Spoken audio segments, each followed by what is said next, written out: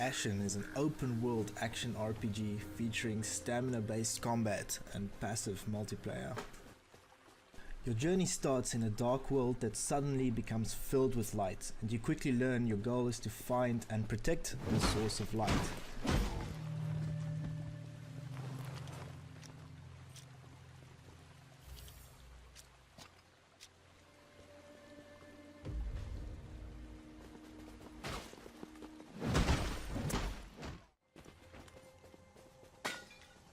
Your first task leads you to a vagrant faction which you will need to defeat to eventually found your town.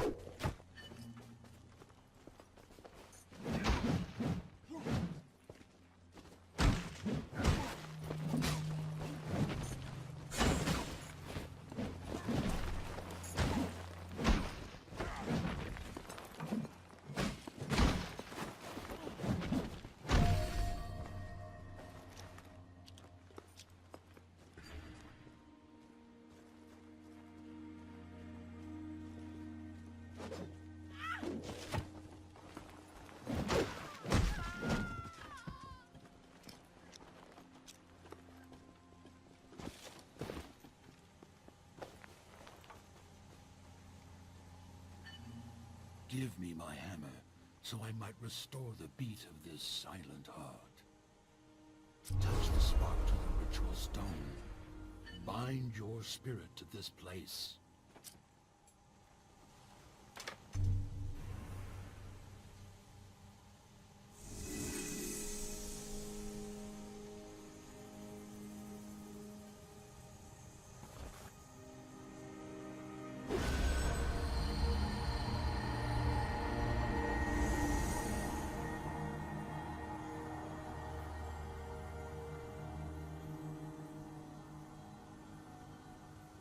Your town will function as your home base, and as you help characters in the world, they will start moving into your town, they will build houses, and they will offer you crafting services.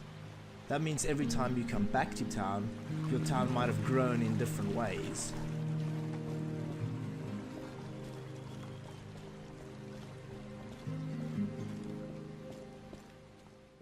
Throughout the game, your town represents your progression and who you've chosen to complete quests for out in the world. Some of the crafting options you can get access to include potion crafting, weapon upgrading, and a special talisman crafting option which will give you access to various different bonuses. We really want players to build relationships with the characters we designed, and so when you're sent out on quests, these characters actually join you. This is where passive multiplayer comes into play. You might be running around the world and run into the characters you're doing a quest for, but this might actually be another player. To keep players immersed, the other player will always appear as one of the quest givers. This means you won't be able to see the other player's equipment or character customization. There are no chat systems in the game, and we really want players to focus on the personalities and stories of these quest givers. It is also entirely possible that players run into each other and immediately go their separate ways. These brief encounters is also important to building meaningful relationships with our characters. This doesn't mean you can only play ASHEN in multiplayer. When there's no multiplayer connection to be found, an AI actually takes over these quest givers and the experience stays the same.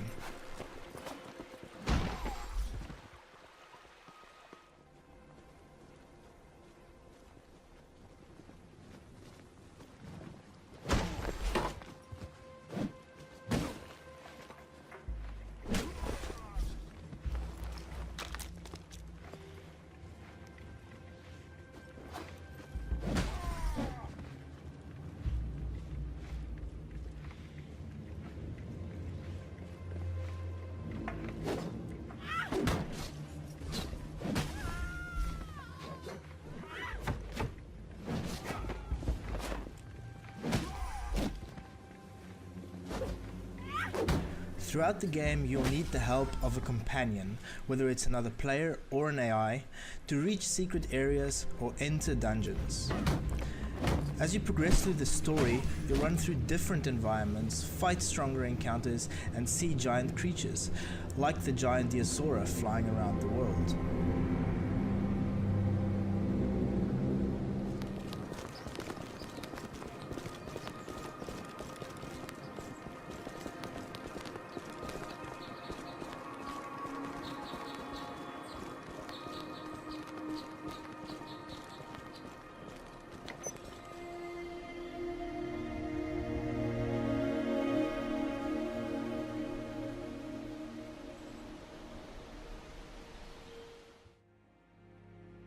There are two major factions in ASHEN. On the one hand, you have the Listeners, a faction of giants who build monolithic structures and worship their matriarch. On the other hand, you have the Litharians, a prestigious human faction with a twisted king.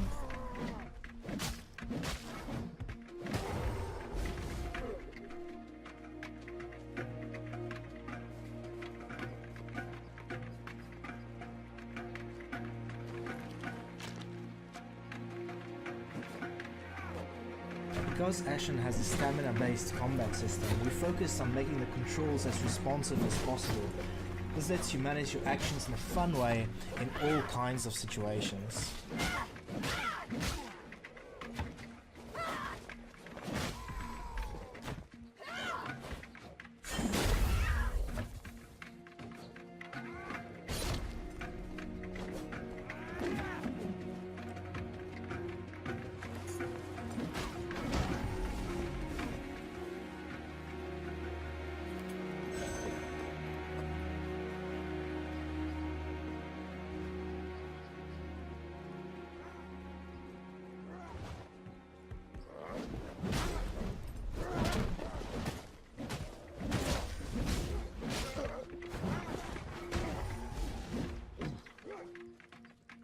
Not everything you encounter in ASHEN is hostile.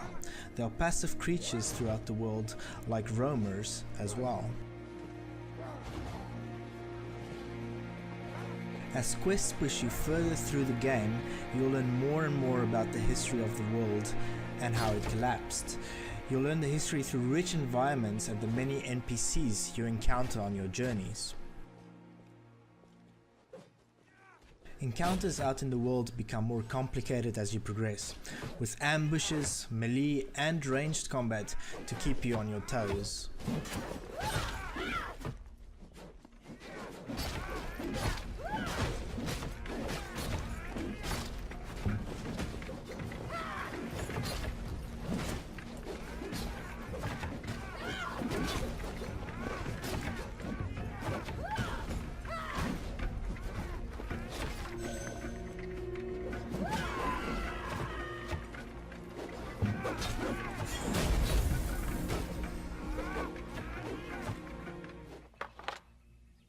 There are secrets hidden all over the world, and you have some special mechanics available to find them all, like spear travel. When you explore, you might find different types of gear and rare crafting materials, which you can take back to your town to upgrade weapons, for instance. The world is massive, and what better way to travel around than flying on the back of a baby dinosaur?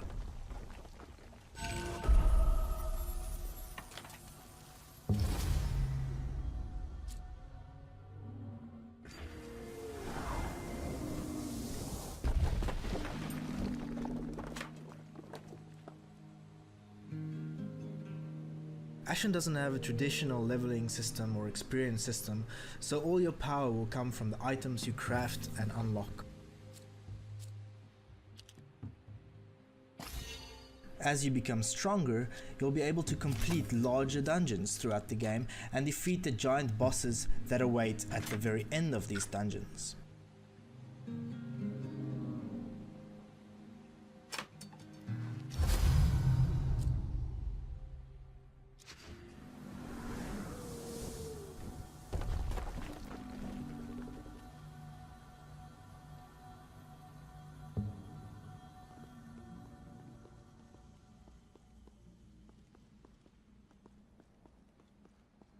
Light is an important mechanic in ASHEN, and you'll often find yourself exploring dark environments with your trusty lantern.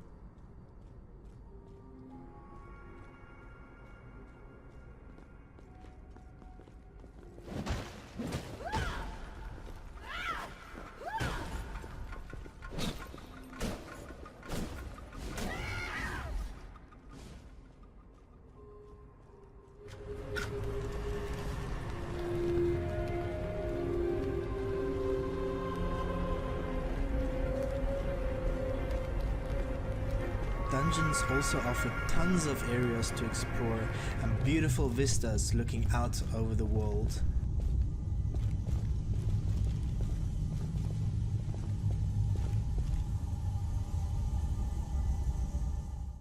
Big open world. It has passive multiplayer. So when you head into this world, you don't necessarily have to like head into a lobby to meet up with your friends or anything like that. You just kind of like get into the game and start playing, and someone will just like run along and start playing with you.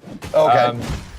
The other stuff that's going on is that we have stamina-based combat. So you'll see this kind of high-risk, high-reward, animation-based combat kind of going on, which is a great sort of like catalyst for the team play that we have going on, where you can see like two guys going at it right now, where they're trying to beat up some vagrants that are lurking around this area. Is that their official name, or are you like giving them an adjective? You're describing them as vagrants. That's an adjective. Okay, I'd say, yeah. making sure. These are sort of just kind of like desperate people that are left, because what's sort of happened here is this is the first time that there's been any natural light in this world. It's been a dark place for ages, and the light just blossomed into the world, and you're running out there, but there's sort of these people that have been kind of like just making it by in the dark this whole time, and when you come across them, they're not necessarily too trusting of you. You know, I just put something together, and I want you to talk. Well, maybe I did, and I want you to talk a little bit about it. Most, if not all, of the human-looking characters are semi-faceless. Sure, yeah. Now, I'm wondering if it has to do with that dark one or something like that. Please, just go ahead. I'll let you tell me about it. Look, it's not necessarily like a genetic thing or anything like that. They actually don't have faces. It's more of a stylistic thing. Where they don't. But you know, our choice to do that, we had two reasons, and it's good when these things sort of come together from multiple angles. But the first one was just that when you meet another person, since you're a lot of the time just meeting strangers who run past you, to not judge them by face value is a general thing. That we wanted to kind of instill in the game right from the ground up. And that was interesting because, you know, like, I think no matter how much we tried to do stylized faces on our characters, and we played around with a lot of things, there was no way that our artists wouldn't kind of infuse a bit of meaning, a bit of character into that without us wanting to necessarily. And, when you want like players to run past each other, decide whether they want to play with each other based on how that other person plays, not necessarily how they look. And the other side of it was also just that the way we built ASHEN was very much from the outside in. Like, where a lot of times what we'd do is look at a character and like make this really iconic character and then build a world around them. Whereas with ASHEN, we kind of built the world first. And it's almost like if you look at like a really amazing painting of an environment, the characters can be quite small and quite minimalist within that whole very complex thing. And so we felt that by pulling our characters back a little bit, it kind of like, if you just sit back and look at screenshots of ASHEN, they sit very well with looking at the environment and kind of just being absorbed into this world, I guess you could say, yeah. Absolutely. Where do you draw influences from for this game? Like, as I was looking more about it, people can't help but mention Soulsborne, right? But I imagine like you guys want a piece of any pie, like Soulsborne ASHEN. But I mean, people call Soulsborne any title, like Nintendogs is Soulsborne to people. But when you look at a game like this, what influences did you draw to create this? There are so many, you know, like certainly Journey was a big influence just Great from game. those like absolutely genuine experiences that you had from like somebody moving past you in a natural way, choosing whether you want to hang out with them or not, and then just like real life. Yeah, exactly like real life. So that was definitely a big thing for us. Super Brothers Sword and Sorcery is an amazing influence just for their amazing art style and kind of looking at what's achievable in this medium of games, you know, like and where we can take the look of a thing. Certainly looking at things like Dark Souls, like, you know, they've absolutely like pioneered this genre of stamina-based combat. So to even be compared to them in any way, to be honest, is humbling, which is amazing for us. Speaking to the story, which is one of my, like, I love a good story and I like games that have lore and that kind of stuff. How does the lore and the story get revealed to the player? Sure. So what we would have seen before this area that we're in now, you would actually see, you would start out in a dark world without any light, and you move towards this mountain on the horizon, which is exploding. And so as you get closer to it, it explodes and you fall down, you land in this area. And so essentially what that is a phoenix myth.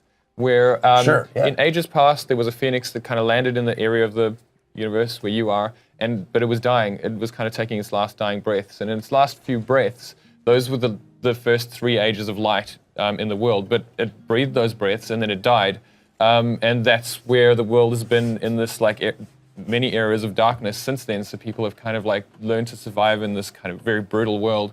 But when you start this game, it's just as the Phoenix is starting to be reborn, so it's kind of getting reborn out of the ash that is this world. And your job is to try and find it, try and protect it from forces of the dark that are probably actually trying to revert the world to what its natural state would be. Okay. If all things being fair. But for you as a human in this world, like the light is very valuable, so you want to protect it. Okay. What are we thinking about as far as variety in apparel, armor, weaponry, and things like that? How deep does it go? There's a ton of stuff that you can do. I mean, like, you know, particularly like looking at weaponry, for example, one of the big things for us is that players should be able to choose a weapon that feels good to them. So, like, there are a ton of weapons that just have different animation types. You know, whether it's that they're sort of role-playing something that you get more of a drunken master sort of feel to it, or if it's a weapon that lets you like hit stuff and do backflips, like kind of meshed into the whole attack sequence, or if it's just like a giant club that you want to like hammer away at things. There's a ton of stuff there, as well as like, I mean, armors and things like that. Just how players customize themselves is so important. You have like fisticuffs, right? Like cestai and things like that? We don't necessarily, actually. So like an interesting thing we did right at the start, and I suppose that it's similar to like removing the faces for us, was that we made it that they're like, we just decided day one, we're not putting swords in this game. And that was literally because we just didn't want to go to the absolute go-to. We wanted to make sure that our designers had to be original in the sort of the shapes that our animators are making as they're animating things. They couldn't do sort of the tried and true stuff that they actually needed to think about it. So we've got a lot of spears, a lot of axes, and a lot of clubs in the game. And those 3 kind of weapon types are very varied as well. That, like, you know, some of the clubs might not necessarily look 100% like clubs to you, but that's kind of the archetypes that we've gone for. On a scale of Hello Kitty to Broken Controller, how hard is the game? Hello Kitty's pretty hard. It's a good question though, because we get a lot of questions, like particularly relating to Dark Souls and like Souls-like stuff, and it's like, is it at that level of difficulty? And my answer is a little bit complex for this, because the game has been designed from the ground up for co-op. Everything is balanced for co-op, and you're playing with another person. Like, just as you can see here, they're going into a dungeon, someone else is joining him in there. So there's not necessarily, if you play it by yourself, it's probably even slightly harder than those games.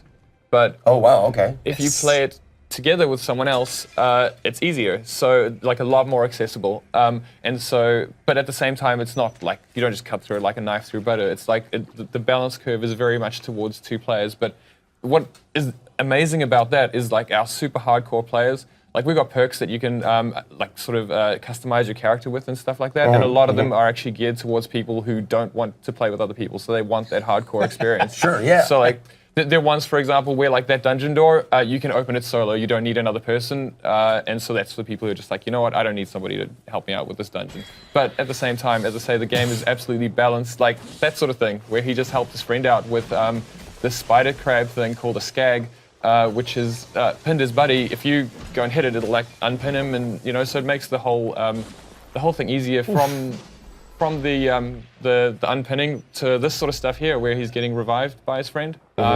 So if you're playing by yourself, you can't necessarily do that. But we do have like major game-changing perks as well. Like there's one that if you do die like that and you're by yourself, you'll crawl out of your own body as this like desiccated wraith creature and be able to keep on going for just like one more try as you go further. Nice. Yeah, dude. So That's sick. There's a ton of options for like customization of the type of play style that you want to do, and what we really hope is that means that like players who are more intimidated by the Souls-like difficulty can play with their friends and kind of get through it and enjoy the story and enjoy the world that we've made. But then the people who want that like super hardcore experience can absolutely get it too. Casuals can have fun too.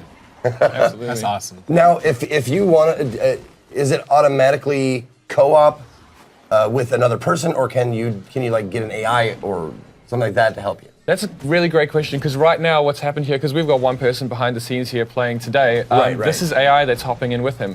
Okay. And so behind the scenes, our matchmaking decides, like, you haven't had a friend like try to connect you in ages, like you're somewhere else that's kind of like far away from other people or something, and it'll let AI pop in with you.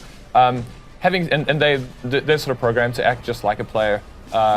You'll even see this AI, if we do get far enough in the boss fight, the first time he'll get hit down by that AoE, and the second time he learns and he moves away from it. Oh, really? So there's wow, that's cool. There's sort of stuff like that happens, that they start to react to things and act quite interestingly. Yeah, absolutely. And then even on top of that, we've got more options for players, like customizing the way they want to play, because you can just turn off, like, I never want to see AI in my game because I only want to play with players. Options. Or I never want to see players in my game, I only want to play with AI, or stuff like that. You can do so, like, everybody gets the full experience as well as being able to tailor it. Excellent, man. Well, thank you very much for showing me the game. The game is... The dark is older than the light.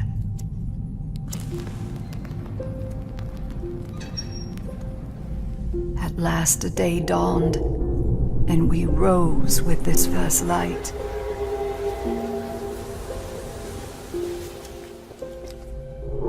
But that light was a betrayal, only fleeting.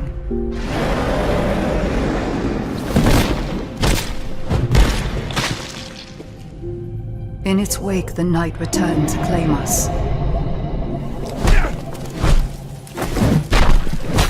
After lifetimes, the light grows again, faint and vulnerable.